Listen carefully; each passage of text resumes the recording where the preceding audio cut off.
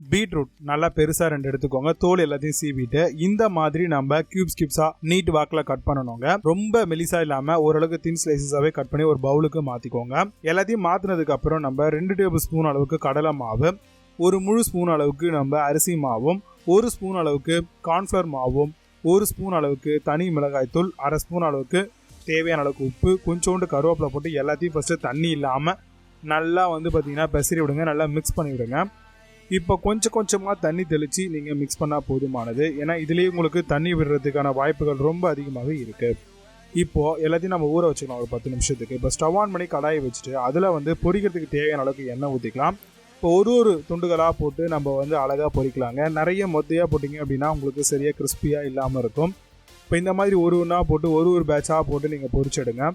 எண்ணெயோட சலசலப்பு எல்லாமே நல்லா இந்த மாதிரி அடங்கி வந்தோடனே உங்களுக்கு ஓரளவுக்கு கிறிஸ்பியாக இருக்குது அப்படிங்கிறத உங்களால் ரொம்ப ஈஸியாகவே ஐடென்டிஃபை பண்ணிக்க முடியும். இப்போ எல்லாத்தையுமே நல்லா பார்த்தீங்கன்னா மிக்ஸ் பண்ணிவிட்டு நல்லா உங்களுக்கு எண்ணெய் பபுள்ஸ் எல்லாம் குறைஞ்சதுக்கப்புறம் அழகாக இந்த மாதிரி ஃபில்டர் பண்ணி நீங்கள் ஒரு பவுலுக்கு ஒரு ஷீட் போட்ட பிளேட்டுக்கு மாற்றிக்கலாம். டிஷ்யூ ஷீட் போட்டது. இப்போ நீங்கள் சாப்பிட்டு பாருங்கள், சூப்பராக இருக்கும்.